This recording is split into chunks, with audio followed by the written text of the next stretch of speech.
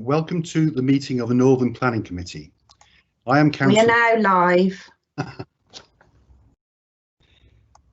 Good afternoon. Welcome to the meeting of Northern Planning Committee. I am Councillor Paul Wynne, Chair of the committee. This meeting is being live streamed so members of the public can hear the audio of the meeting and view the papers shown on the screen. If any of the committee members experience technical difficulties during the meeting, please contact IT on the number you already have. Please mute your microphones unless asked to speak and re-mute after speaking. Use the chat function to indicate you want to speak, but nothing else, because the debate has to be heard by those listening to the audio feed. Members should ensure that they are present throughout the meeting, as you cannot vote on any item if you've not heard all the debate.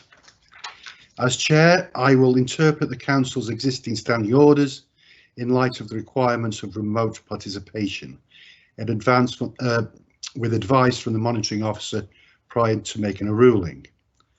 At the start of the meeting, I will ask members of the committee to confirm their presence and any disclosable and pecuniary interests.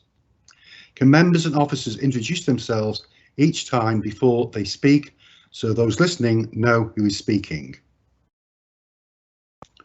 Right, we'll take the roll call now. Members must disclose any pecuniary interest in any matters to be discussed which is not included in the register of interest, and leave the meeting by turning off the camera, muting their microphone prior to the matter being discussed. Okay, we'll move on to the roll call. Roy Aldercroft. Yes, present and no pecuniary interests. Thank you. Nicholas Bardsley. Present and no pecuniary interests. Thank you. Councillor Gerald Aiken. Okay, I'll come back to that one in a minute. Councillor Pauline D. Present and no pecuniary interest. Councillor Nat Green. Present. Item 7, I am the division member and I will be recusing myself from that particular item. Items 5 and 8, I am on the Town Council Planning Committee and I have a dispensation to come to a different view should I so wish. Thank you. Councillor Vince Hunt. Present, Chair, and no interest to declare. Councillor Mark Jones. I believe he's having problems getting in, so he'll make himself known when he comes into the meeting. Councillor Pam Mosley, who's given apologies. I believe Ted Clark is standing in, so Ted Clark. Councillor Ted Clark. Present, no interests. Thank you, Ted. Councillor Keith Roberts.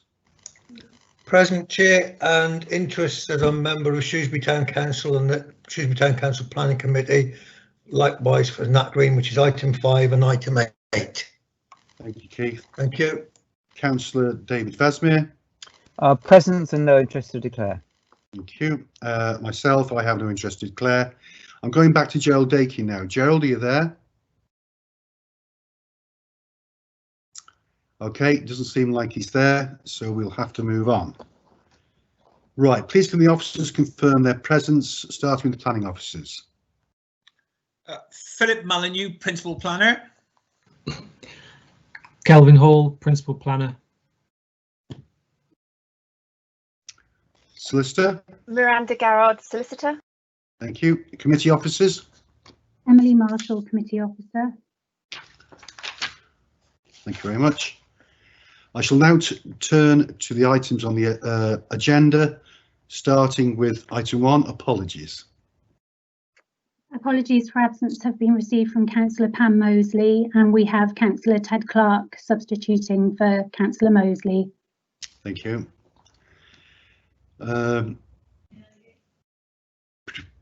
Item 2. To confirm the minutes of the Northern Planning Committee meeting held on the 21st of July 2020. I move that the minutes of the previous Northern Planning Committee meeting held on the 18th of August 2020 as circulated be signed as a correct record. I won't ask for a seconder yet. I'm just going to ask if there's any problems with the minutes by any other members. Chair, I do have an issue to raise with the minutes. I was late coming into the meeting. I missed the whole of the first agenda item as I was having, well, my council IT committed suicide basically, and I had to have a new computer brought out, so I missed the whole of the first item. I also dropped out for part of one of the other items, so abstained to vote on that item, given that I hadn't heard the whole debate. So I will be abstaining from voting these minutes through, as I wasn't there for the whole meeting, but just wanted to mention that so the minutes could reflect that. Thank you very much, Councillor Hunt. Have we got anybody else who have a problem with the minutes? Otherwise, I will now accept these minutes as a true record unless anyone else indicates differently. Could I have a seconder, please? I'll second, Chair. Keith Roberts. Thank you very much. Right, item 3, public question time. No public questions have been received. Thank you very much. Item 4, disclosable pecuniary interest. This has been dealt with during the initial roll call of the meeting. Turning to the substantive items, the planning officer will present the item, then we'll deal with the public speaking part of the meeting, then open to the members of the committee to debate. So can the planning officer introduce themselves and present this item, which is Conway Drive, Shrewsbury? Thank you, Chair. Kelvin Hall, Principal Planner. Thank you, Kelvin. This is an application for the erection of a first floor extension to the front elevation of the property at 26 Conway Drive in Shrewsbury, and it includes elevational alterations to facilitate the use of an integral garage as residential use. Next slide, please. And the property boundary is outlined in red. It's located in the Telford Estate residential area of Shrewsbury. Surrounding properties are in residential use. Next slide. And this is a photograph of the property, the one in the middle. It's a semi-detached property on the left-hand side of the pair there. It has an attached forward projecting garage, which is currently used as a playroom. As you can see, it's set back from the road from Conway Drive. Next slide. This is looking further to the left, towards the east. You can see that the neighbouring properties in that direction are orientated perpendicular to the application property, so that their back gardens face towards it. The rear gardens of those properties are about 12 metres long. Next slide. This is looking in the other direction. You can see the row of semi-detached properties along Conway Drive. They've already got the main impacts will be impacts on the street scene along that frontage, and also the impacts on the dwellings to the side on the previous slide. Next slide. This is just a block plan showing the location of the garage above which the property will be extended, and you can see the juxtaposition there of the property with the properties to the southeast and their back gardens. Next slide. So these are the existing elevations of the property. You can see that the house has already been extended to the rear by the addition of a dormer window. You can see on the top middle there, and also a conservatory to the rear as well. Next slide. These are the proposed plans. You can see from this, it's to provide a bedroom above the garage, these are revised proposals following objections from the Town Council and also from 2 neighbouring properties, so that the revised proposals have now reduced the size of the extension. It would now be formed by extending the roof line down over the garage and inserting the dormer window into the roof slope as shown on the top left. The garage door would be removed, as you can see, on the ground floor level, and a window inserted in its place.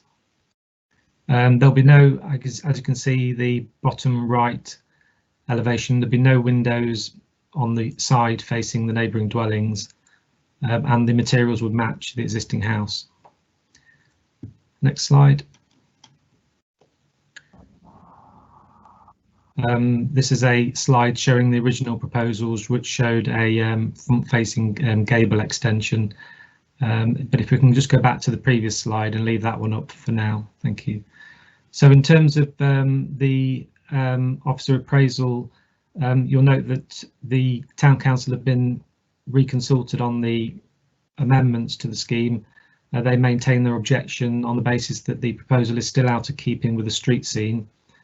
There have been 2 objections from neighbouring properties, and their concerns are in paragraph 4.4, and these include the impact on the view from their house, the amount that the house has already been extended, the impact on light to the house and garden, and the impact on the street scene. In terms of the officer appraisal, then, the officers consider that the revised proposal is modest in scale. It is of an acceptable design with a sloping roof, which would reduce visibility when viewed from those neighbouring properties. Officers feel that the gardens of the neighbouring properties are sufficiently long to ensure that the extension would not be overbearing. And clearly within the street scene, the extension would be visible and there would be some impact. However, given that the property is set back from the roadside and it is at the end of the row of semis, views of the extension would not be dominant along the road. And on that basis, officers recommend that planning permission is granted. One final thing to note, there's a list of recommended conditions at the end of the report. Condition 4 seeks to ensure that the construction deliveries avoid peak traffic times. Officers are given further consideration to this and recommend that this condition is omitted, given that the proposal is small in scale and that the approach roads are of a reasonable width. And that's the end of the presentation. Thank you. Thank you, Kelvin. Any public speakers on this matter have submitted written statements to be read out in accordance with the revised procedure for public speaking. The local member may read out their own or may have elected the solicitor to read theirs out.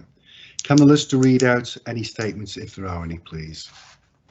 Thank you, Chair. Miranda Garrard, solicitor speaking. Yes, I have one statement from Councillor Pam Mosley, who is the local member, and she states, as a development built in the 1960s and 70s with more generous plots than would be the case today, Telford Estate has seen a large number of 1- and 2-storey extensions over recent years, to the front, side, rear and into the roof space, as people seek to extend their homes rather than move, wishing to stay in the neighbourhood. 26 Conway Drive is one such property. The residents of 2 houses on Abingdon Road will be particularly affected by the proposals before committee today. The property has already been extended significantly. Originally a 3-bedroom semi-detached house, there has been a loft conversion with a large dormer window to the rear, which we are told houses an additional 3 bedrooms. At the rear, there is a full-width conservatory, and the current proposals relate to the front of the house. Whilst the plans under consideration today have been amended to address concerns about the bulk of the first floor front extension, the reduction is in fact marginal. There would still be a big increase in the mass which would face the occupants of 2 properties in Abingdon Road, whose back gardens run down to the side boundary of the application property. This would be overbearing and cause an unacceptable loss of light and open aspect to the 2 householders, particularly as the side wall of 26 Conway Drive is very close to the site boundary, there being only a narrow passageway between the 2. and the previous extensions of conservatory and rear dormer have already added considerably to the bulk which faces them. Because of this, I would urge committee members to refuse this application, as this proposal, I feel, crosses over the line of how much this house can be extended due to the previous developments. I have no objection to the conversion of the garage to residential use, as there is adequate off-road parking possible to the front of the house. That's the end of that statement, Chair, and there are no other public speakers on this item. Thank you, Miranda. Does the planning officer wish to clarify any points in the response? No, thank you, Chair. Thank you, Kelvin. I will now open the debate for the committee to comment. Please indicate on the chat function if you wish to speak. The solicitor will let me know who is next to speak. Thank you, Chair. Just to indicate, Councillor Dakin has joined the meeting, so he's now in the meeting, and then the first speaker who's requesting to speak is Councillor Green. Thank you very much. Thank you, Councillor Green. Thank you. Yes, Councillor Nat Green. When this came before Town Council Planning, we were immediately concerned about the effect upon the street scene, and nothing I've seen in this presentation again has made me want to change my my view on that. And the other thing I think we need to bear in mind is also that we're setting a precedent here, and we have a street scene where we have a relatively similar effect across a suburban street. Now, I know these houses were, not built to win the Sterling Prize, but nonetheless, you had a reasonably pleasing look at a pleasing look of a suburban street, and to allow this protrusion into it, I think will damage the street scene and also set a precedent, and we will not quite sure what we will end up, where that will go. So as I have to say, as it stands at the moment, I am minded to maintain wanting to refuse this. Thank you, Councillor Green. Anybody else indicated? The next indication of request to speak on this item is Councillor Vasma. Okay, Councillor Vasma, you'd like to come forward? Speak. Yeah. Thank you, Chair. Yes, I'd like to make one small point about the conditions, and on the officer did mention condition 4, and that would the proposal is to take that condition out of the standing conditions here. Knowing Conway Drive as I do, it's can be quite a busy road at times, and I think that condition should stay in. On the general matter of the application, I support very much what Councillor Green said, and knowing the area well, I think that it would set a precedent, and I think that the committee should refuse this application. Thank you, Councillor Vasma. Anybody else indicated? Sorry, Miranda. Next request, Chair, is Councillor Hunt. Thank you, Councillor Hunt. Thank you, Chair. Miranda, Councillor Hunt here. I guess I'm going to kind of be the fly in the ointment a little bit. Obviously, we've seen the presentation, we've looked at it. I don't disagree with the first application having concerns raised about it. But in this instance now, we're talking about there's going to be no further protrusion as it's going upwards, not outwards, above the garage. It's 5.5 square metres according to the report. And I just want officers to clear up the piece about setting a precedent. My understanding is in planning you can't set a precedent, and each application is taken on its own merit. So I would probably be supporting this. I wouldn't have supported it if it had poked out even further, but I'm not sure that going up as is planned now is really going to make too much difference. Mr. Chair, Philip Molyneux, principal planner, speaking. Yes. Philip, you're very faint. Can you hear me now? Just about. Right. Can I suggest? I hear what Councillor Green has just said about setting a precedent and the street scene. Can I suggest? Is there a photograph or a plan showing this house and its actual location so that members are fully aware of the location of this particular plot? That's it. And indicating the house on the end, and therefore it's not in the street scene. I think you need to carefully weigh up the photographs and location in your decision-making process, please.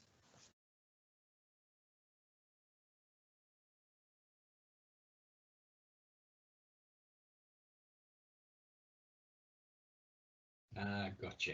Okay.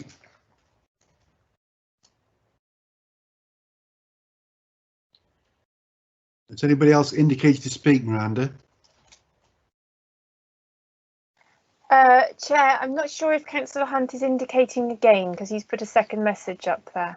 Councillor Hunt is as politely as he can. Councillor Hunt, if you carry on. Well, just really to get an answer on the precedent setting and how my understanding is that's not the case. Each individual application is taking its own merit. But also, as we flick through them then, could we have a look at the picture of the street scene looking up the street as opposed to down it? Thank you.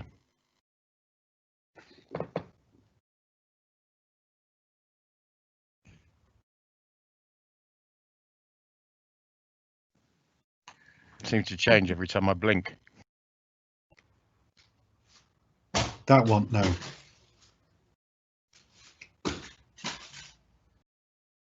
That one. Yeah. Any comments on that, Vince? No, I don't. I mean, I still want an answer about the question of precedent setting. I mean, they're all. I don't see that going above is going to change the street scene desperately. You know, I appreciate that this house may well have been subject to add-ons previously. They may have been done by different residents. Who knows? And I can only reiterate what I said earlier, which is if they were coming out, I think that would look odd. But I'm not so sure it will going up. Okay, thank you, Councillor. Chair. Calvin Hall, Principal Planner. In terms of the issue about precedent, Councillor Hunt is correct that each application would be dealt with on its own particular merits. I think in this particular case, there are reasons why officers feel able to support the first floor extension, and this photo here is a good example that when you're coming to, in that direction with the property on your left, the visibility of the extension is obscured somewhat, not only by the dwellings to the left, which are just off the photo, but also by the garage with the garage door in blue, such that it doesn't affect the street scene until you are entirely upon it when you are travelling in that direction. If you were going in the other direction, if we can go back to the other photograph, this one here, then as I said in my presentation, it's at the property is at the end of the row of semis, such that it wouldn't stand out as a significantly different design feature on that particular part of the road, because it's kind of at the end of the row of semis, truncated by the properties which are perpendicular that you can see in the photograph there. And on that basis, and I think if you go back to the next photo again, the two further on, I think it's number 10. This one here, yeah. You can see in this street scene that there is a garage forward facing in the next property, and also if you look further along as well, there are porches with sloping roofs, and so you do pick up elements of the design of that street in the sloping roof design of the proposed extension. Nice. Thank you, Chair. Thank you, Kelvin. Anybody else indicate to speak, Miranda? Councillor Bardsley, Chair. Right, Councillor Bardsley. Yeah, thank you, Chair. Nick Bardsley. A question, really, and a comment. In the officer report, paragraph 6.210, the advice from officers is that any further extension would be likely to not to be supported as overdevelopment. What interests me is why at this stage would any further extension be regarded as overdevelopment after a great many extensions and enlargements already? I mean, why this one and not one of the previous ones?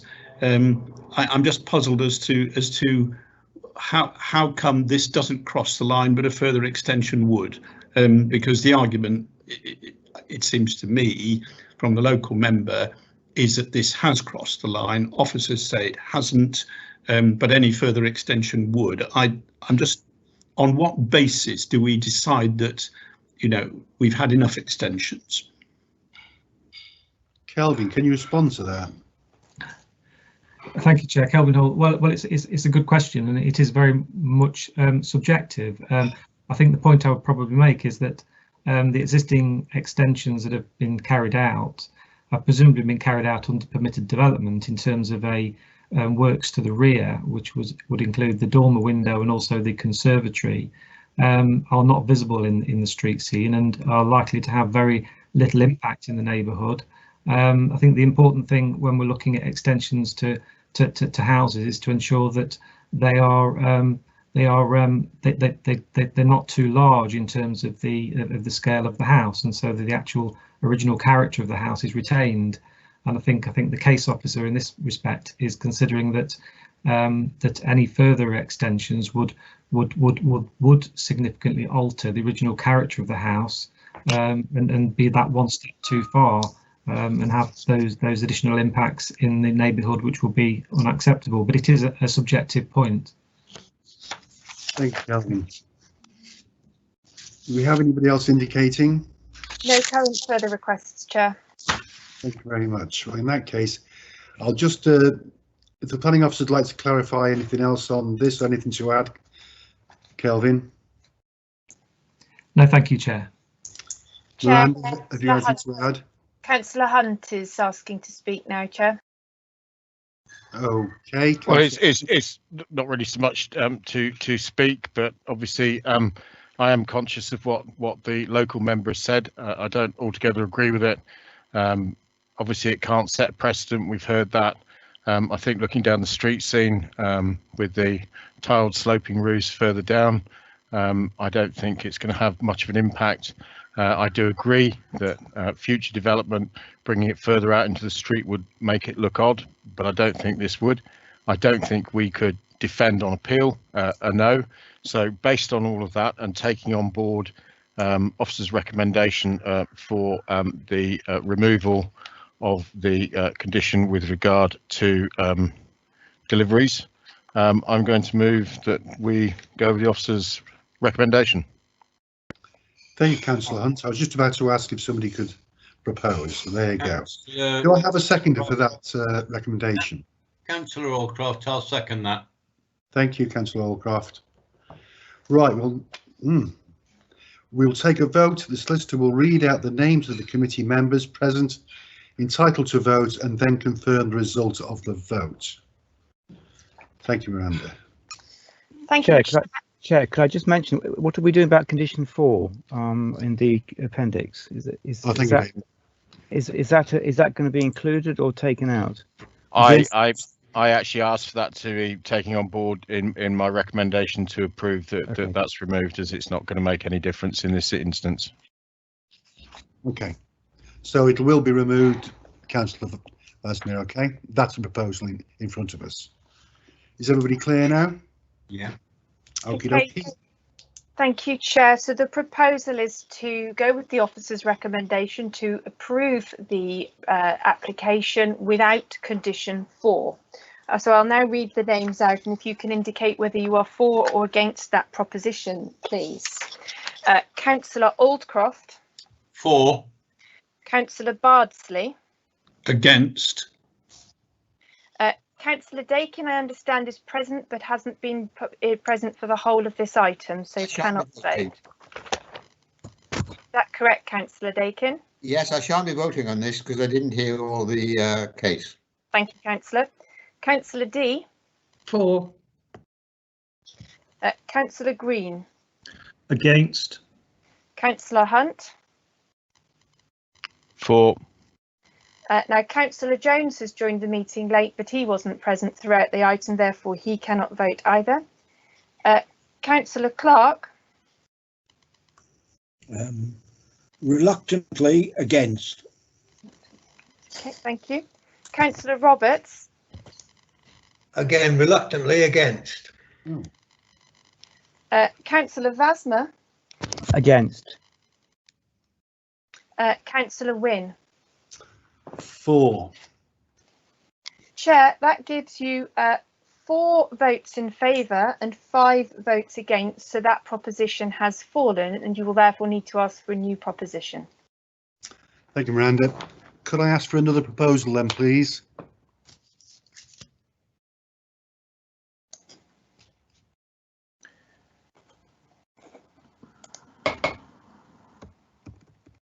Thank you, Councillor Green. I presume, yeah. Yes, well, we've got 2 options here at the moment. Firstly, the trouble was because we didn't really discuss the issue of condition 4 in its entirety. We're not sure whether that was the key to the fall of the application, and also there's the straight refusal, which will be on the grounds of street scene and overdevelopment. Right, those are your reasons. Do I have a seconder? I'll second that, Councillor Vasmer. Thank you, David. Right, I have a proposed and seconder, so we shall go to the motion again. Right, Miranda? Go for a vote. Do we? Chair, before you put that to the vote, may I suggest through you that you just ask if the planning officer has any other comments, as this is a proposition against recommendation and we just need to be clear of the reasons for the proposition. Thank you, Miranda. Kelvin, can you come forward and speak, please? Give us some advice. Thank you, Chair. Yeah, there was a number of issues that were raised as part of the consultation process, including impacts on residential amenity and impacts on the character of the area. It'll be important to set out whether impacts on residential amenity form part of the reason for refusal as well, in terms of the properties next door, and also what in particular in relation to overdevelopment is the main cause for concern for the reason, which will be overdevelopment and impact on the street scene. Thank you. Thank you. Miranda, coming back to you. Thank you, Chair. I think it should probably be for the proposer to indicate, and we also have a request to speak from Councillor Hunt as well. So I think the proposer perhaps could comment on what the planning officer has just said in terms of the proposed reasons for refusal, because we do need to be clear what is meant by overdevelopment, given that the footprint of the property is not in fact increasing as such. Councillor Green, hello, yes, Councillor Green. I'm quite happy to remove overdevelopment and stay with impact on the street scene, and also, as the officer has indicated, the effect on amenity as well. Thank you, Councillor Green. Miranda, coming back to you. Councillor Hunt is indicating, and I would also ask, Chair, if we could be clear as to what impact on amenity we mean, because obviously there are many sorts of residential amenity. I'll just go to Councillor Hunt now before I come back to Councillor Green. Okay. Thank you, Chair. It was just a quickie actually. When Councillor Green spoke, he said that he felt that there were two ways, whether this had been refused by members because of the removal of condition 4 or whether it was being refused for other reasons. I didn't feel that he actually made the proposal. Was he proposing to approve it with 4 in place, or was he proposing to go for a refusal? If that could be just clarified, I'd be grateful. Hopefully, Councillor Green, you can cover both those points. Thank you. Well, I was invited to put forward the reasons for refusal. But I was merely observing the fact that we hadn't actually discussed the condition 4 in detail.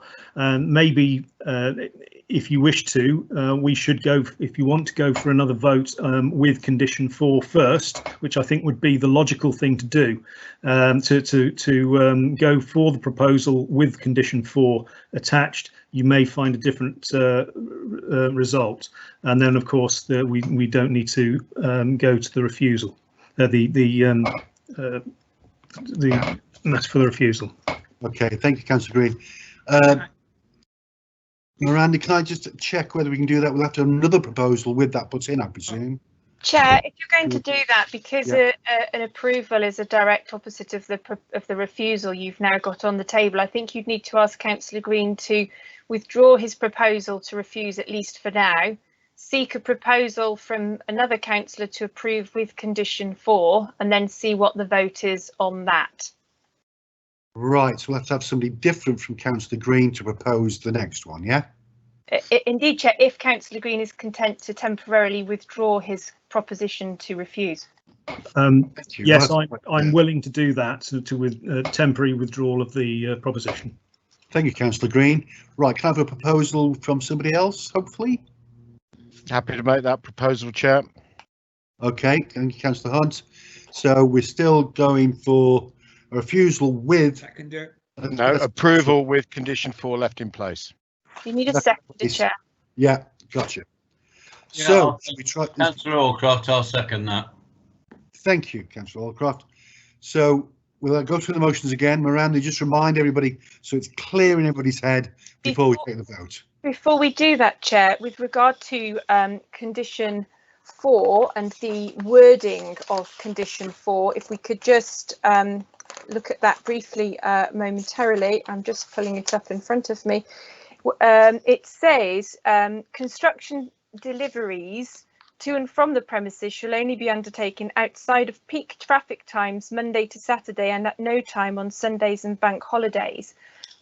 Chair, I would suggest through you that you invite the planning officer to clarify that condition, because I would advise you that peak traffic times is a somewhat imprecise term and therefore, as currently drafted, probably unenforceable. So it needs some timings or something, because peak traffic times may be different in different places. It's not sufficiently precise as worded. Right. Mr. Chair, Kelvin. Right, Philip. Right. I would share, for members' consideration, I would share Miranda's concerns about this condition, particularly when reading condition 3 above and looking at the photographs with the location. And the other thing I need you to comment on, it is officer's opinion, there is no impact on residential amenity as a result of this proposal, in clarification to Councillor Green's earlier comments with regards amenity. Thank you, Philip. We do have a proposal on the table keeping that in. So if I can go to Kelvin now to clarify the timing of high peak times, such as school drop-offs and pickups, I presume. And could we put a time on that? Thank you, Chair. Yeah, I think the issue is to ensure that that delivery traffic doesn't conflict with traffic on the roads during the school times, rather than any commuter kind of rush hour. So I would suggest, to be more precise, that we say that deliveries should avoid 8:15 a.m. to 9 a.m. and also 2:45 to 3:45. The road is used for traffic down towards the Belvedere schools, and so would be likely to pick up school traffic during those times. So 8:15 to 9 o'clock and 2:45 to 3:45 would be my suggestion. Thank you, Kelvin. Councillor Hunt, you happy to take those times on board? I am happy to take those times on board if colleagues are content with that. Right, okay. So I think we've got some timing there, Miranda. Are we happy with that to vote on that? Is that precise enough? Indeed, Chair, I think that is. As long as there are no other speakers, then if you wish, I'm happy to take the vote for you. Does anybody want to make any comments or different times or anything? If not, we shall take the vote. There's no further indications on the chat function, Chair. So I will take the vote for you, Chair. So you've now heard, councillors, this is now to approve this application with condition 4, but subject to no construction for those times that the planning officer has just read out. So I'll ask you whether you're for or against that proposition. Councillor Aldcroft. For. Councillor Bardsley. Against. Councillor D. For. Councillor Green. Against. Councillor Hunt. For. Councillor Clark. For. Councillor Roberts. For. Councillor Vasma. Against. Councillor Wynne. For. Councillor Chair, that is 6 votes in favour of the proposition and 3 against, so that has passed. Thank you, Miranda. Just to confirm, it's gone with the officer's recommendation. Whew. Right. Subject to changing that one condition. Yeah. Right, item 6, proposed dwelling south of Fort Ashes Farm. Can I, planning officer, present this item, please? Thank you, Mr. Chairman. Philip Mullen, new principal planner, presenting this application. This application proposes an outline, 1 detached dwelling with associated garage with all matters other than access and layout reserved for future consideration. I emphasise matters not reserved owing to confusion on this matter in paragraph 1.2 of the officer's report. Members' attention is drawn to the update sheet and the comments to the application from the Shropshire Council's Conservation Manager. I would like to touch on this later in my presentation.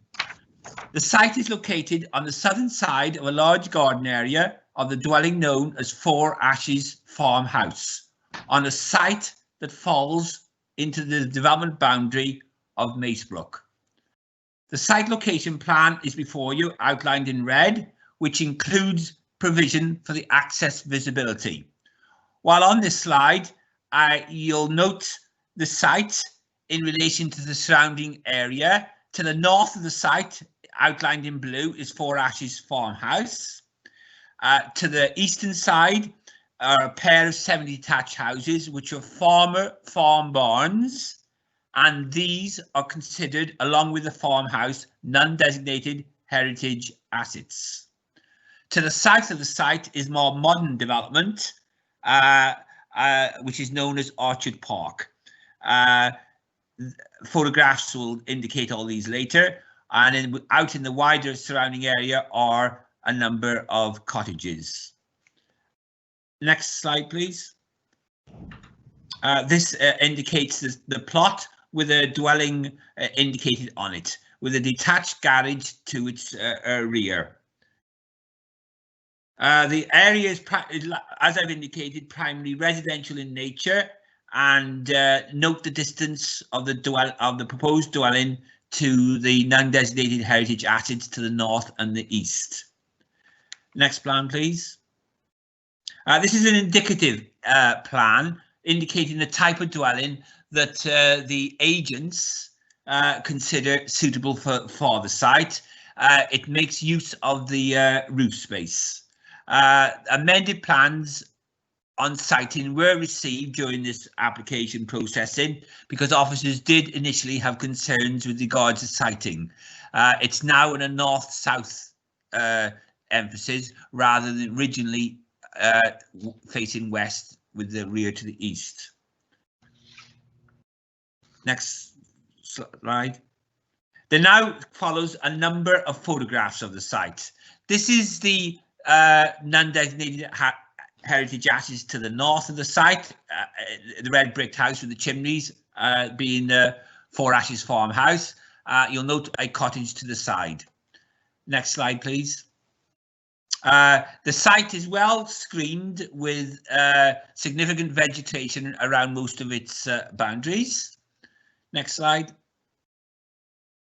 This is a slide showing the rooftops of the barns to the east and a wall in between them.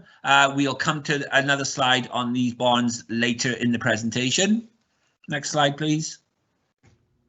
That's showing the site with the vegetation to the south of it, which is, I think you'll agree, is quite significant. If members are mindful to approve, this could be subject to condition that it's retained. Next slide. Again, this is showing the barns, the lower barn of the two, and you'll see the rooftops of the 2 and 3 story houses, more modern construction, built about approximately 20 years ago to the south of the site. Next slide. Access road leading to the site. Next slide, please. That's a view of the site with to take into account the vegetation that surrounds it off the adjacent highway. Next slide, please. Again, vegetation, and you can see the tip of the more recent development to the south of the site. Next slide. This is the more modern development to the south of the site, in front of the site, and also in front of the 2 barn conversions. You'll see that a mixture of 2 and 3 story dwellings. Next slide, please. Yes, it's what they call a gated community. Again, that's showing the rear elevations that face into the site, although there is significant vegetation, as I've already pointed out. Next slide, please. Right, this is showing the 2 barn conversions to the east of the site, off the site. And I wanted members to be aware of what they are. They are formerly traditional farm buildings which were connected to Four Ashes farmhouse, which was at once upon a time a farm, and obviously now in residential use. The site being within the recognised development boundary for Maysbrook. Officers note the objections to the application from the local parish council and members of the public. It is accepted that the former farmstead known as Four Ashes Farm has been subject to extensive residential development, as noted in the response from the local parish council. Officers also note the parish council's comments about housing numbers guidelines for the settlement. However, this is only a guideline, and the site under consideration to all extent and purposes is considered more of an infill plot that will have no significant visual impact on the wider landscape countryside setting, provided adequate consideration to the boundary treatments and scale of any dwelling on site. Members will note recommended condition number 4 and dwelling size of 140 square metres, as indicated in Appendix 1 attached to the report on recommended conditions. Now, this is measured externally. The condition needs slightly rewording. It does refer to internal measurements. I would say this should be measured with the external walls to avoid any confusion on what is habitable space and what isn't.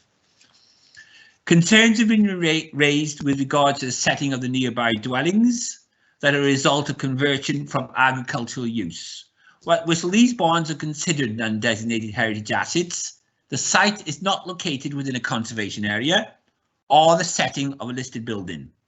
Members will note the Shropshire Council conservation comments as outlined on the update sheet. In response to these comments, the applicant has agreed to the layout being part of the outline consideration and reorientated the proposed dwelling, as I've indicated, facing south with a single-storey garage located to the rear. Officers, as indicated earlier, consider these matters need to be subject to condition as outlined in condition 4. Before I go on to in conclusion, I have this morning asked for further clarification from the Council's conservation team, and I'll read out their latest response comments in relation to this application, so as to avoid any confusion.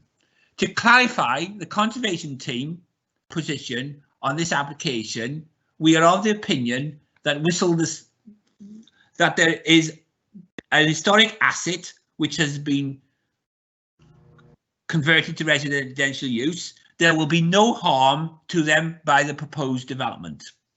We are also mindful of the existing dwellings to the south and east of the farmstead, which consist of large 2- and 3-storey properties in close proximity to the original farmstead.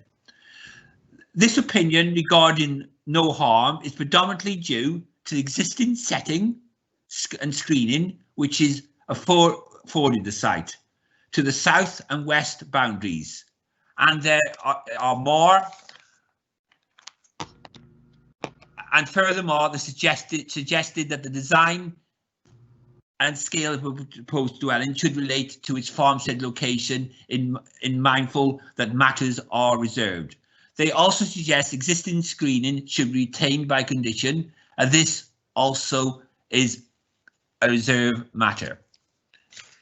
In conclusion, officers consider the principle of the development is acceptable, with consideration to scale and the layout in relation to the surrounding area. As Whistle, the dwelling known as Four Ashes Farmhouse and its associated barns, now in residential use, are considered non-designated heritage assets. Officers are of the opinion there will be no impact on these as a result of the development as proposed, as confirmed by the Council's conservation team. As well as consideration to scale and distances, as with more other recent construction to the surrounding vicinity, impacts as a result of this proposal considered acceptable, subject to the conditions as outlined in Appendix 1 attached to the report. The officer recommendation is therefore one of approval, subject to the conditions outlined in Appendix 1 attached to the report. That concludes my presentation on this application, Mr. Chair. Thank you. Thank you, Philip. Okay, can I turn to the solicitor to read out any public speaking statements, please? Thank you, Chair. Miranda Garrod, solicitor here. There are 2 in relation to this matter. The first from the Parish Council and the second from the agent. So the one from the Parish Council is Marion Giles, who is the clerk to Kinnerley Parish Council, and she says, "Thank you for bringing this case before committee. No less than 7 new houses have already been built or converted in the last few years on the relatively small area connected with Four Ashes Farmhouse, some of which are particularly unsympathetic to the character of the area. Cramming another house into the garden of a characterful farmhouse will further detract from the setting of the old farmstead. The SANDEV guideline for the parish has already been exceeded, and Shropshire Council comfortably exceeds its 5-year supply of housing land, so there is no need for this newly proposed house. We note that the case officer has been in negotiations with the agent, Ollie Thomas, a former recent Oswestry case officer himself, to arrive at a siting layout which is mutually acceptable to them both, but we have not been further consulted about this. We continue to believe that this application represents overdevelopment of the site and that you could justifiably refuse the application on these grounds." And that's the end of her statement. The next public speaking statement is from the agent, Ollie Thomas. And he states, "This application is seeking outline permission for the erection of a modest and in-keeping cottage-style dwelling that sits wholly within the development boundary for Maysbrook. The application site is regarded as a good example of rural infilling, with development in most directions and filling in a gap in the built pattern. It is appreciated that there have been a number of properties surrounding the site that have gained planning permission over the course of the last 20 years or so. However, this planning application must be considered on its merits, to which it will provide an additional dwelling in a sustainable location and in conformity with the local development plan. The NPPF at paragraph 11 provides that permissions which accord with an up-to-date development plan should be approved without delay. The case officer's report would confirm accordance with your local development plan. The concern over the historical interests of the site have been comprehended, and whilst essential to retain as much significance as possible, the application site itself holds little significance. Whilst characterised as a historic farmstead, the presence of a large, unsympathetic and conspicuous development immediately south of the site has degraded the historical interest that this application site holds. The farmhouse itself and those converted barn ranges to the east have retained a degree of significance. However, the application is clearly separated from this development through the presence of a high brick and stone wall which follows the entire eastern boundary. This is also somewhat confirming that the application site did not form part of the historic farmyard. Importantly, the Conservation Officer has raised no objections, and the applicant is more than willing to cooperate with the Council at reserve matters stage over the design and appearance of any new dwelling. Four Ashes will retain a large private amenity space where it sits central in its plot and is afforded strong and prominent views from the street scene. In addition, the western boundary, abutting the highway edge, is occupied by tall hedge and tree cover that currently screens the site. Views into the site from the main vantage points within the village from the main highway running through the village are met with the Orchard Park development, completely blocking views of the application site and beyond. When viewing the site from the serving highway, views are also restricted owing to substantial vegetation cover. The protection and enhancement of this screening can be secured at reserve matters stage when landscaping matters are being determined. It is acknowledged that a sympathetic landscaping is of paramountcy here. The retention of vegetation and the brick stone wall will completely encompass the site in reflective and traditional materials, negating the need for any visual displeasing close bordered fencing or similar. On the above basis, and in line with the case officer's recommendation, it is respectfully requested that members resolve to grant the planning permission. Chair, that's the end of that statement and all on this application.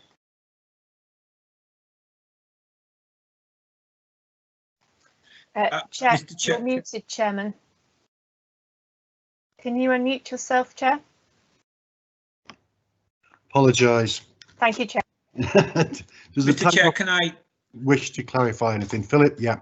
Yeah, first of all, can I ask, in order for member information purposes, we have the block plan up showing the site in relation to the surrounding area. That's it. And secondly, I would like to add that if members were mindful to support this application, I would suggest an extra condition with regards retention of the landscape of the existing vegetation, as this is an outline with landscaping reserved for future consideration. As it's not in a conservation area, that vegetation could effectively be removed. I did note in one of the photographs it showed a tree had recently been removed. Okay, Philip. Thank you. Right, members of the committee, can you now comment, please? Solicitor will indicate who would like to speak. Just before we go there, Miranda, could I speak first? You're the chair, obviously. Thank you very much. Can we go back to the last photograph we had, please? As in, which is on, that's the one. Thanks very much. Can I just clarify exactly this position with the heritage barn conversion behind, where the house will be sitting from where the photograph is? Does that make sense? Philip, could you do that for me, please? Well, it's outside of the photograph. That's taken nearer to the barns, so that you could get an idea of the site in relation to the barns and the brick wall, as highlighted by the agent in his presentation. This is one reason why I wanted to show you the block plan earlier, that will give you a more accurate reflection of the distance, because we've requested sighting to be considered as part of this application. Okay, on that So site plan, it's very close to the second barn, as indicated on the plan, the one most southerly, yeah. whereas the garage to the north of the site is more in line with the more northerly of the two barns, because that long barn range is two separate dwellings. Okay, right. Thank you for that. Okay, open up to the floor then. Councillor Hunt is indicated, Chair. Thank you, Councillor Hunt. Thank you, Chair. Councillor Hunt. This is a really difficult one, isn't it? I mean, for a small farm with a long barn, it's had a lot of, I think the parish council described it as unsympathetic development. I would describe it as bordering on architectural vandalism, to be honest. I think the agent said in his opinion that it had degraded but not destroyed. I don't know. I mean, is this one step further towards destruction of? You know, there is at the moment next to 4 Ashes an open aspect next to 4 Ashes and in front of the barns. It's one of those instances where I'm going to look with real interest to what other members have to say. I genuinely am not keen on it. I'm not sure there's anything we could do or reasons that we could give to refuse it. Obviously, I know what the conservation officer has said, and you know, I have to say sometimes you agree and sometimes you don't. It is subjective. I'm going to be interested in what other members have to say. I don't like it, but I'm not sure we can reject it. I think maybe the best we can do is put some strong conditions on. So that's the statement that I wanted to make, looking for obviously comments from other members. The other question I wanted to ask is whether it's inside or outside. You know, a small home is, or affordable home is 100 square meters. This is, you know, 40% bigger than that. Does it need to be that big? Could it be moved further towards the road? I'm not entirely sure. Whilst I appreciate the work that's being done, I'm not completely sure that couldn't have been more sympathetic to the barn. But I'll be interested to see what other members have to say. Thank you, Councillor Hunt. The next indication, Chair, is Councillor Vasner. Thank you, Councillor Vasner. Thank you, Chair. I'm like Councillor Hunt. I'm in two minds about this. I'm very worried about what I see as overdevelopment, really, but agree that it's very difficult to see what reasons we might give for refusing application. On the extra condition which was suggested be included, I'm just would like to clarification on. Because I do notice that, you know, that clearly there has been some removal of vegetation, and we want to make absolutely sure that if we do give planning permission, that there isn't a clear out of outline planning permission, there isn't a clear out of vegetation before a further application is submitted in the future. I wonder what's you know, how we could strengthen and make that absolutely certain that doesn't happen. Thank you, Councillor Vasner. Can we just pop over to Philip? Can we put a really strong condition on that, Philip? Yes, this is a difficult one with landscaping, because a lot of the landscaping that's there now, you could argue, is not traditional in its form. However, it does provide screening. What officers are mainly concerned about is here that the site wasn't surrounded with close boarded fencing. Ideally, we'd like to see more of a native condition. So what I would suggest at this stage, if members were mindful to support, that we put a condition on protecting the existing vegetation, and that so that this could become part of the consideration with the reserve matters application, because landscaping, of course, is reserved for future consideration. Thank you, Philip. Miranda? I mean, anybody else to speak? Sorry. The next one, Chair, is Councillor Jones. Councillor Jones. Yes, I know this site reasonably well. I've driven past it many years ago, and I used to insure the farm years ago before it got built on. There's quite high hedges around the area. I don't think anyone apart from the one barn will notice it's even there.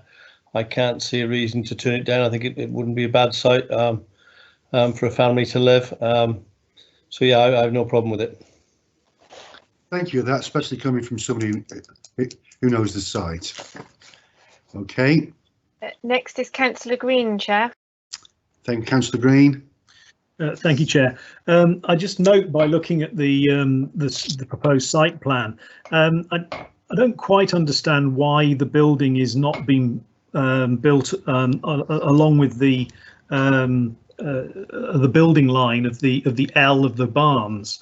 And had you done that, it would make the place at least have less visual intrusion to those to views west out of the barn complex.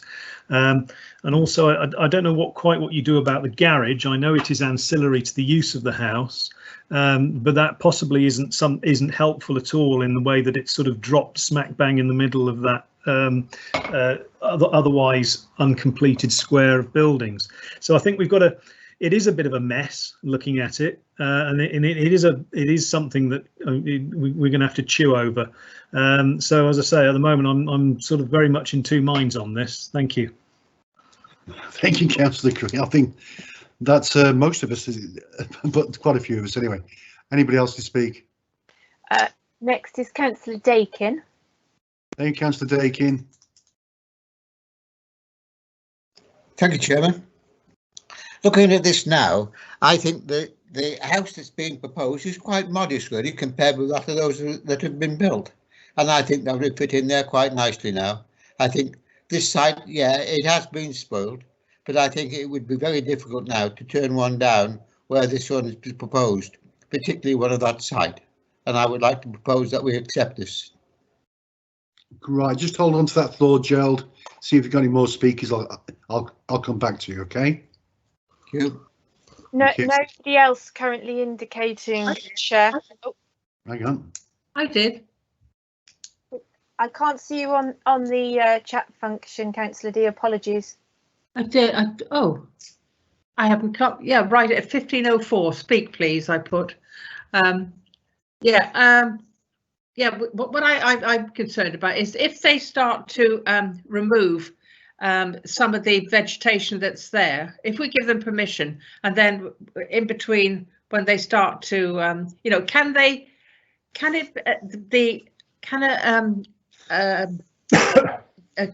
what's the word?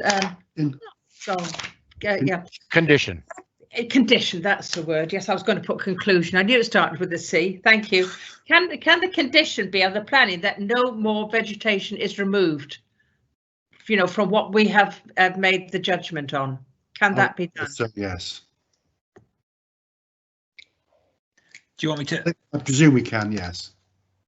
Yes, sorry, Mr. Chair. Yes, we can condition the existing boundary treatment is retained, and then it come in for consideration as part of any reserve matters. Yeah, and there is significant vegetation, as the photographs show. But like I've said earlier, I wouldn't say it's all what you'd call typical native of the Shropshire countryside. Yeah, but it's what we are judging the planning application on, isn't it? Of the amount of greenery that's there. And it just seems to me that if they could, sort of remove quite a lot of that greenery and really upset people, because I do think that some of the existing buildings, that the houses that are there, they just don't seem to me to be country houses, particularly, the gated community, whereas this was probably more, that would fit in with what's there already. So I just want to... Yeah, sorry.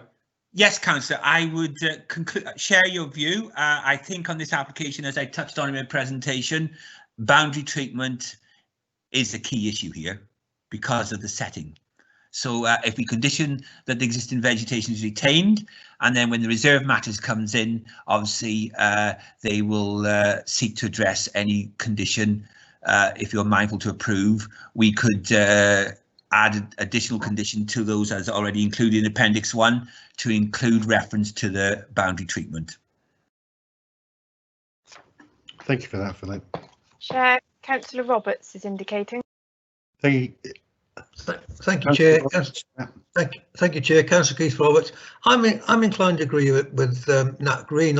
I find the actual angle that this proposed dwelling is at on this plan is rather odd with the barns to its right, and that garage out on its own, out on a limb. It's I'm sure it could be we could have a much better layout of the site if there was a bit more thought put into it. I'm not really supportive of it at the moment. Okay, Mr. Chair. Yeah, Philip. I didn't mean to touch on this earlier.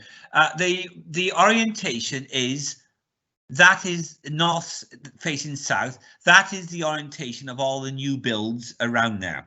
The barns, yes, they're east to west, but by having a gable end facing towards the barns, it was felt that has less impact on their setting than if it was turned around, because this application originally was submitted with it facing, with the front elevation facing west and the rear to the east. Well, then officers consider by having it this way, you're providing better garage space. You'll note the vegetation in the wall. The garage is single story, and that is something that's touched on in the conditions, and therefore considered it would have little impact. Today we have a lot of applications with roof spaces above the garage. If members were concerned about this, you could put at this stage a height restriction on any future garage in order to prevent overdevelopment, if that's what you consider is an issue.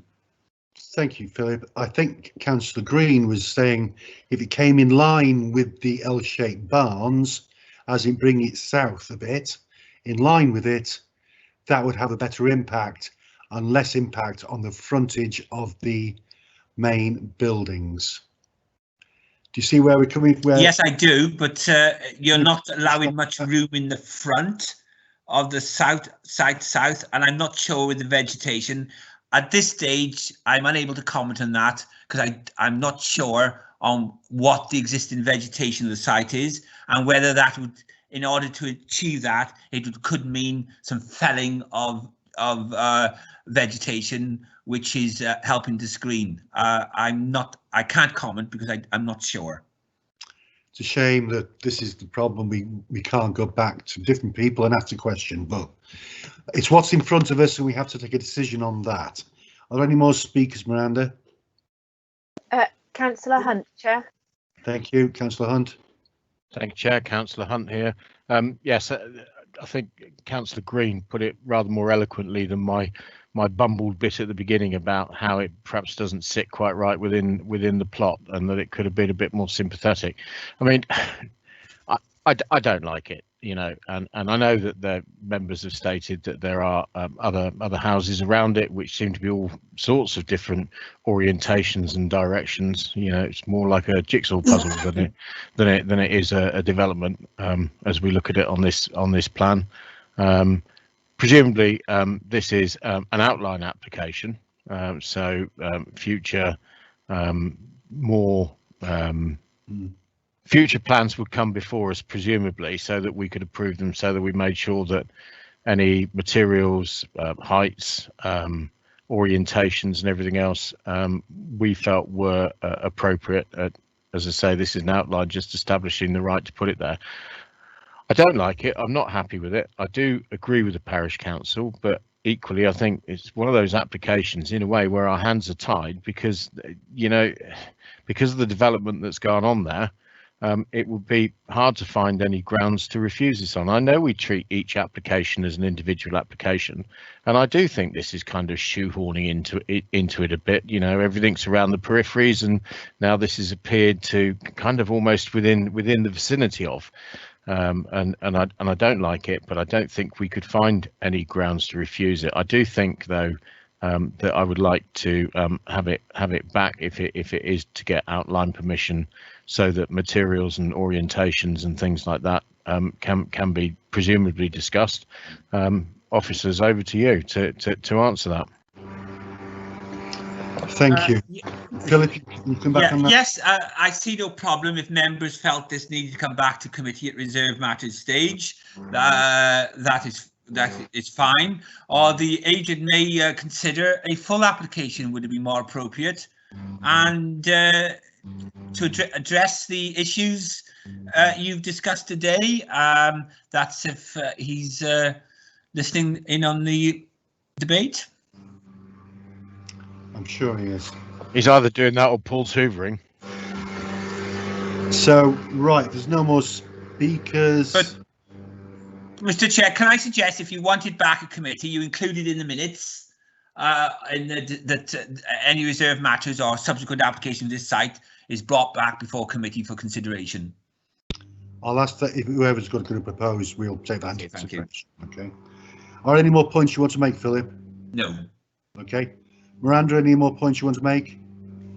In response to Miranda Garrod, sorry, solicitor, in response to Councillor Hunt, I would just point out that while this is an outline application, as it stands, access and siting are included at this stage. So that's just important to bear in mind. And I would, subject to what the planning officer said, if siting was an issue, then, you know, it might be that that wasn't approved at this stage, but that's a matter the planning officer would be best placed to comment on, but that is included now. Okay, thank you, Miranda. I'm just going to come back to Philip before I ask for a proposal. Can we, it would have to be refused on that grounds then if we wanted to do that, would we? Yes, citing is not reserved for future consideration. Officers do consider this appropriate for the reasons I've outlined with the boundaries, etc. However, there'd be nothing to stop an application on this site coming back in full, and that would mean citing of it more if it could be done like you suggest. But it I would suggest, as you have got concerns about this, there's also design and external construction materials to consider, that any subsequent application for this site is brought before committee so that you have control over any future development of the site. Yeah, but the actual positioning of it, we wouldn't have control. That is subject to the outline application. Therefore, if the applicant chose, if this was mindful to approve today, they could come in with reserved matters for the design and landscaping, etc., and to the outline. Or if they chose, they could come in with a full application for any future house in a different location. But what I'm suggesting is whichever route the applicants choose to go down, that it's brought back before committee so that you have control. Thank you for that. Okay, if there's nobody else to speak. No, Chair, there isn't. Thank you. Right, and if there's no more speakers, please can I have a proposal and second? Keep it in mind, Gerald Dakey was about to propose, so I'll go back to Gerald Dakey and see if he wants to propose something, okay? Gerald? I think we should propose it. We should accept this application in outline, but bring any full application back to committee. Okay, and a restriction on the removal of any shrubbage or hedge rows, etc. Yeah, yeah. Now, immediately. Yes. Right. Okay, do I have a seconder for that? If not, I shall second it. Okay. So, Miranda, are we happy to have a vote on that with those conditions on? Chair, there was also the suggested amendment from the planning officer about that the measurements in condition 4 should be measured externally. So there would just be that amendment. Are you happy, Gerald, for that to be put on? Yeah. Yes, I'm happy for that amendment. Yes. So am I. Okay. Right, if that's the case, we're going to have a vote on it now. Yeah. So, Miranda. Thank you, Chair. Yes, so this is a proposal to approve the officer's recommendation with the additional condition regarding protecting the vegetation and the amendment to condition 4 to measure the dimensions externally. I will ask each member whether they are for or against that proposition. Councillor Oldcroft. For. Councillor Bardsley. For. Councillor Dakin. For. Councillor D. For. Councillor Green. For. Councillor Hunt. Reluctantly for. Councillor Jones. For. Councillor Clark. For. Councillor Roberts. For. Councillor Vasner. For. And Councillor Wynne. For. That is unanimous, Chair. Thank you very much. Good debate. Well worth coming to committee, I thought. Thank you. Right. So just to confirm, that's gone with the officer's recommendation. Okay, so now we can go to item 7, Shoplat Shrewsbury. Can the planning officer present this item, please? Thank you, Chair. Kelvin Hall, Principal Planner. This is an application for a retrospective change of use from a cafe stroke restaurant, which is in class A3, to a combined cafe, restaurant and hot food takeaway, which is a class A3 with A5 use. Note, please, that the reference in the description to section 73 little a should be a capital A, and also it is important under the Act, and also the reference to 1995 should be 1990. So we'll get that those amendments carried out as part of this decision.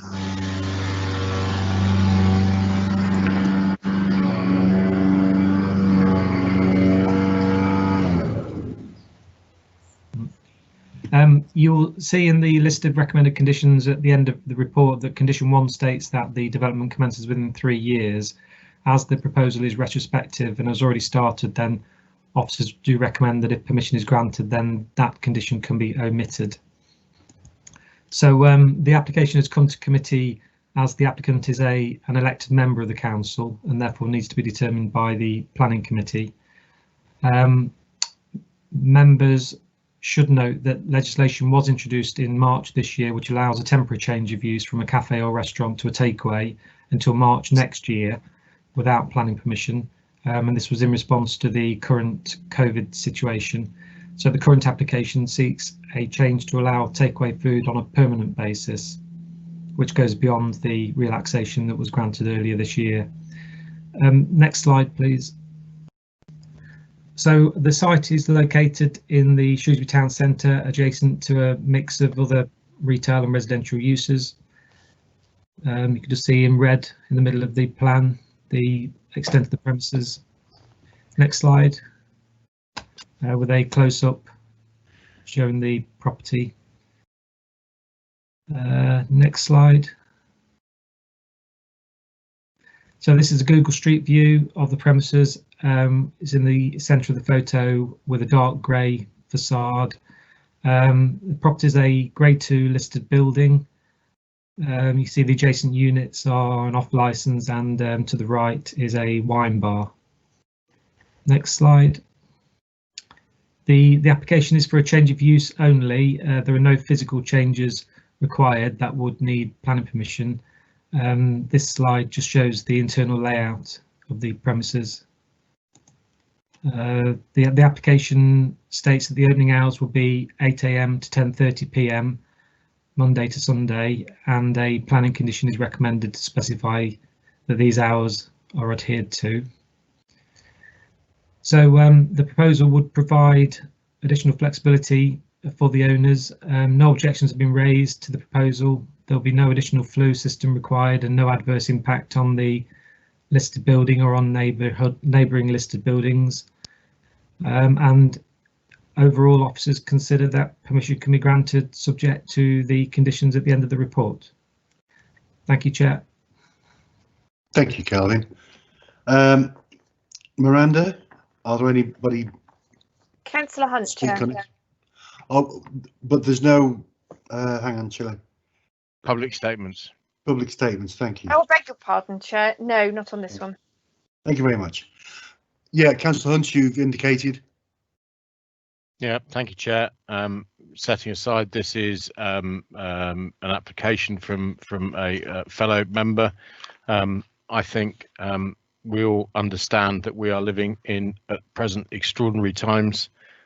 Many businesses have gone to the wall. Many businesses are unable to show the flexibility that's being requested here. We don't know whether the situation we have will be with us for months or indeed years.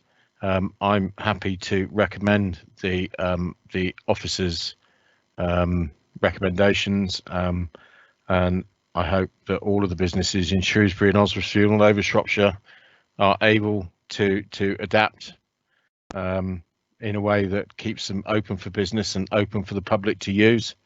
May they all come with as few, no adverse effects as indeed this one has. I'm happy to approve to go for an approval. Thank you. Thank you, Councillor Hunt. Anybody else indicating, Miranda? Councillor Aldcroft. Councillor Aldcroft. Oh, there we go. Right. Yeah, I very much agree with what Councillor Hunt just said.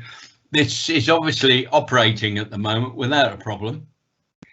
And there are other takeaways in the immediate vicinity. So I can only back up that and second Councillor Hunt's proposal. Thank you, Councillor Aldcroft. Okay, if there's no more speakers, which I doubt. No, there are not. Okay, shall we take a vote on it? Thank you, Miranda. Thank you, Chair. Yes, the proposal is to approve the recommendation. Bear with me for my list of members. Right. Councillor Aldcroft. 4. Councillor Bardsley. 4. Councillor Dakin. 4.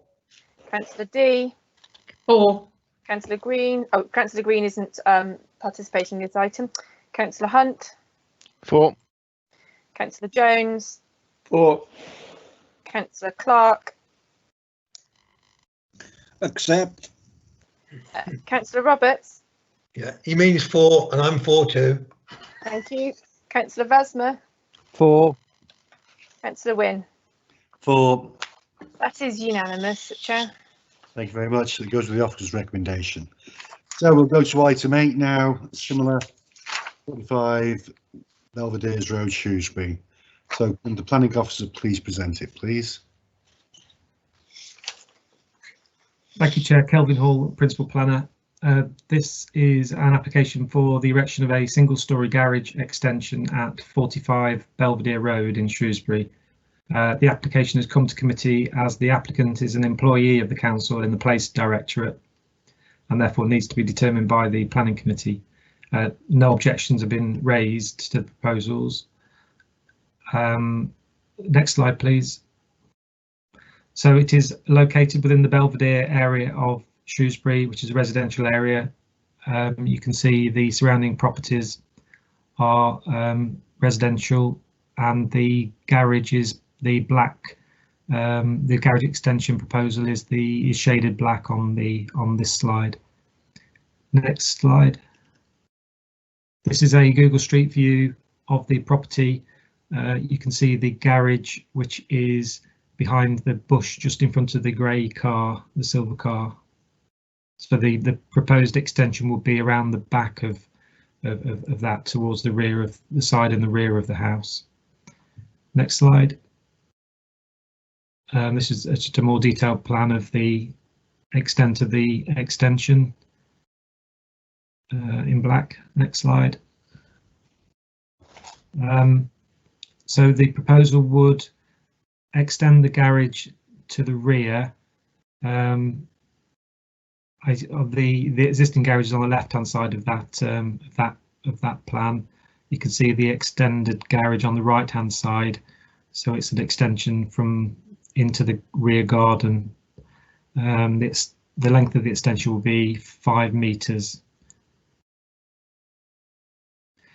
So the application is small in scale, of an acceptable scale, does not raise any particular issues in terms of visual impacts or impacts on neighbours, and it is recommended that planning permission is granted. Thank you, Chair. Thank you, Calvin. So, can the solicitor read out any public speaking statements, please?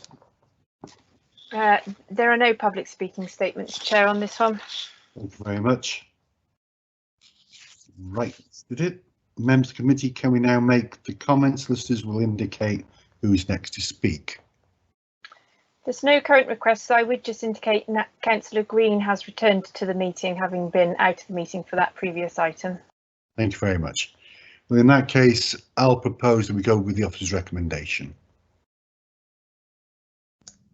And I'll second that, Chair. Keith Roberts. Thank you, Keith. So there's no more speakers. We can take a vote on it. Thank you, Chair. In favour of the officer's recommendation, Councillor Allcroft. For. Councillor Bardsley. For. Councillor Dakin. For. Councillor D. For. Councillor Green. For. Councillor Hunt. For. Councillor Jones. For. Councillor Clark. For. Councillor Roberts. For. Councillor Vasmer. For. Councillor Wynne. For. Unanimous, Chair. Thank you very much, Miranda. So that's going with the officer's recommendation. So, right, we can move on to the next one. Proposed residential development, land off Rose Hill Road, Stoke Heath. So can the officer please present this item, please? Thank you, Mr. Chair. Philip Molyneux, Principal Planner, presenting this application. Application proposes erection of one detached dwelling and alterations to vehicle access on land off Rose Hill Road, Stoke Heath. There are no updates to this application. The site is located within the defined settlement on a plot of land that has previously had planning permission for 2 detached dwellings. Site location plan. As outlined in red, very faint there, but there's a red line going around it, and you'll see the proposed the outline of a dwelling also outlined in red. Next slide, please. This is a closer view of the proposed dwelling, which is a large detached dwelling. However, officers are of the opinion that the plot it's going in can accommodate it to a satisfactory level. Next plan, please. This is a first floor. This is the ground floor plan of the proposed dwelling. Next slide, please. This is the first floor. It's a 4-bedroom detached property. Elevation plan. Next slide, please. This is the front and rear elevation. The front elevation is double gabled. There is a dwelling within close proximity to which this one appears to have taken the theme from. The second plan at the bottom of the screen is the proposed rear elevation with a single-story garden room attached to its rear. Next slide, please. The side elevations of the proposed property. Next slide. This is a photograph of the plot itself, which is in a semi-rural location. Next slide, please. This is an aerial view of the site. The site is situated in the junction with Rose Hill Road and Sandy Lane, and you'll note other properties within the vicinity along Sandy Lane. And therefore, officers consider a dwelling on this site acceptable in relation to landscape and visual impact. Which is acknowledged that the application proposes a large detached dwelling. Officers are of the opinion it is considered suitable in context to the surrounding area. And one of the nearest dwellings to the site is similar in scale and design, as I touched on earlier. The proposal is not considered to represent overdevelopment of the site, as it is a large plot for construction of the dwelling. I bring this matter to your attention as it is noted that the local parish council object to the proposal owing to what they consider a large dwelling on site. These objections have been received. There have been no objections received from members of the public in relation to this proposal. There are also no objections to the proposal from the council's highways. In conclusion, while it is accepted that this application proposes a large detached dwelling, it is considered the site can accommodate and that it can be successfully integrated into the surrounding area. External construction materials indicated in the proposed plans also considered acceptable. The recommendation is one of approval, subject to the conditions as outlined in Appendix 1 attached to the report. That concludes my presentation on this application, Mr. Chair. Thank you. Thank you, Philip.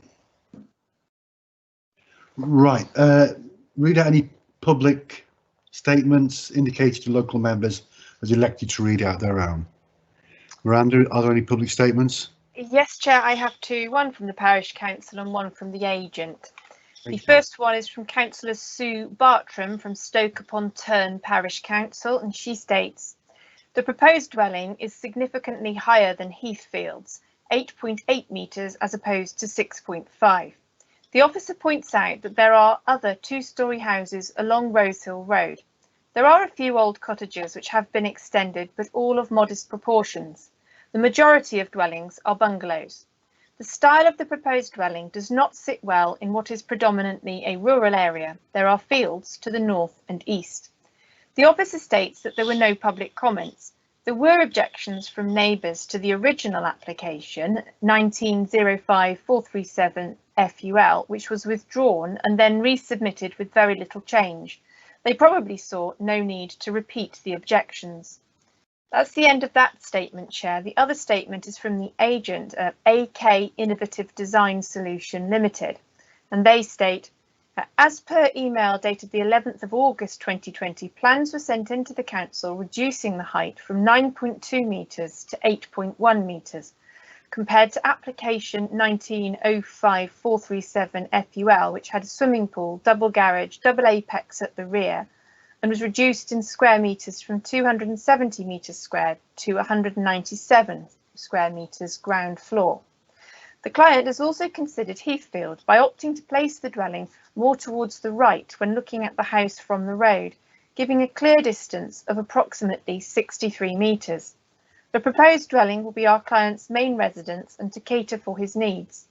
Outline planning was approved in 2017 under reference 17.015.11 OUT for two dwellings, which would have impacted Heathfield more. Paragraph 55 of the MPPF adds that to promote sustainable development in rural areas, housing should be located where it will enhance or maintain the vitality of rural communities.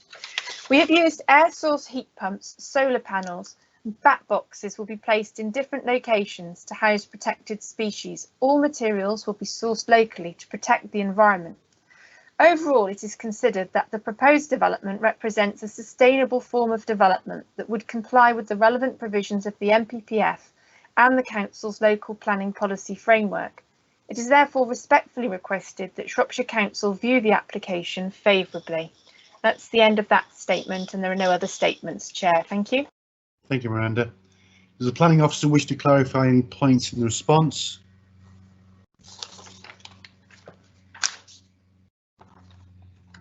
So not at this stage, Mr. Chair.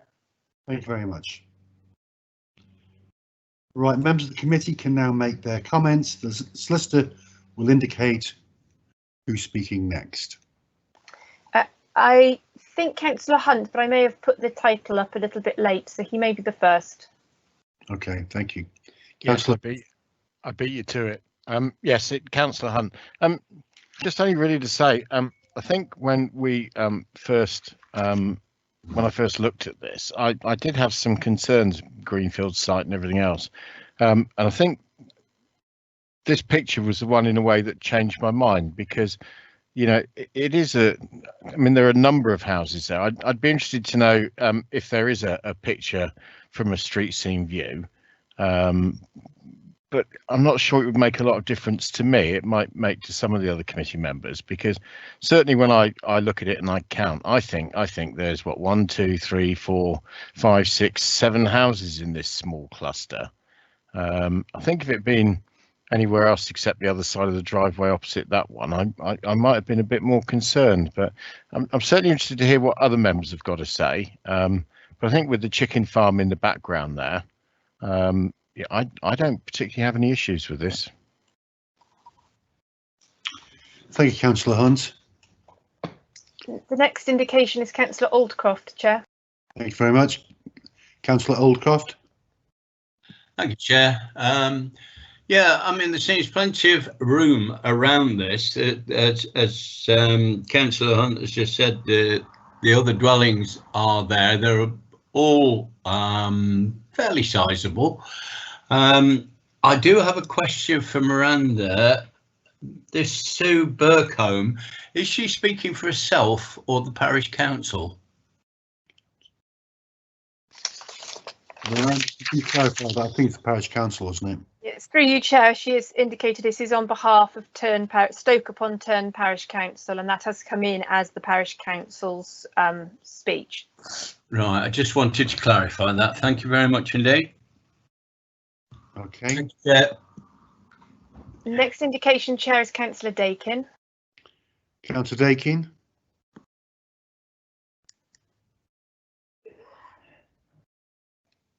Thank you, Chair. Can you hear me? Yes, we can. Yeah. Well, with regards to Councillor Hunt's comment about open countryside, we mustn't forget that there's been accepted for 2 houses here. So I think 2 houses won't be much taking up a bigger space than 1 large house. And I think the house there is large, but I think it's very elegant, and I think it will fit there very nice. And I would like to propose that we accept this recommendation. I'll come back to you, Gerald. Thank you very much. Any more speakers? Not at present, Chair. Okay, fine. Just to clarify what Councillor Hunt said, when we first looked at it, Councillor Hunt himself, there wasn't the aerial photograph, and that's what Vince was trying to say. And it just looked like a huge house in the middle of nowhere. But once we got the aerial photograph in, you could see there were more houses down that lane, which we couldn't see from our other photographs. Hence it being here in front of us. Just to explain, that's right. No, I accept what you said. That it did help me as well. That's what we missed the site meetings, I think, in many cases. A site meeting here would have been very handy. It speaks 1,000 words. But yeah, we must take into consideration that 2 houses had been allowed here. Yeah. Chair, Councillor Hunt is indicating. Oh, right, Councillor Hunt. Well, I'm happy to second and just say you've rather picked up eloquently what I was getting at was that, you know, about it. I mean, presumably this has been taken from the helicopter that's been flying around your house, Paul. There you go. Thank you. So, right, if we've got no speakers, I'll go back to Gerald, get an official proposal, and come back to you, Vince. All right. Yeah, but we accept this application. Thank you. Seconded by Vince. Chair, Councillor D is just indicated. Okay, Councillor D. With regard, you're saying about the, you know, we'd only just seen the aerial view. We did have the slides were sent to us yesterday, because this is what I've been looking at on my iPad. So we have had these slides already, this PowerPoint. This was a couple of weeks ago, Pauline, because we didn't have that clarification, but fine, yeah, okay. That was just Vince and myself. Oh. At our pre-meeting, yeah? Through you, Chair. Yeah. The Chair and Vice are referring to the draft agenda meeting when we decided this application needed committee consideration owing to the local town parish council's comments. Oh, fine, that's fine. They did raise material considerations that were considered worthy of committee consideration. Yeah. Well, I had already looked at the PowerPoint. Thank you, Pauline. Okay, so we have a proposer and seconder. Nobody else has indicated to speak. So in that case, Miranda, we can take the vote. Thank you, Chair. Therefore, the vote is in favour of the officer recommendation. Councillor Aldcroft. For. Councillor Bardsley. For. Councillor Dakin. 4. Thank you. Councillor D. 4. Councillor Green. 4. Councillor Hunt. 4. Councillor Jones. 4. Councillor Clark. 4. Councillor Roberts. 4. Councillor Vasmer. 4. Councillor Wynne. 4. That is unanimous, Chair. Thank you very much, Miranda. Just to confirm, we've gone with the officer's recommendation.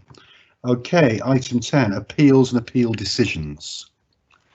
Can I come to you, Philip? Yeah, thank you, Mr. Chairman. Yeah, they're noted. We have no comment to make on any of the appeal decisions as set out before you this month. Okay, do we have any comments on the from any of the committee? On the appeals? No. Can I just say on the last one on Sedgeford, Edgerton, I couldn't understand why they hadn't been allowed to have the second vehicular access, because to me it made complete sense driving along that road. So I was quite surprised that he, I was very much for the applicant. Okay, thank you, Pauline. So if there's no more comments, date of next meeting. So committee will be held on 2 o'clock on Tuesday, 13th of October 2020. That concludes the agenda. I will now close the meeting and ask the committee officer to end the live event. Thank you very much.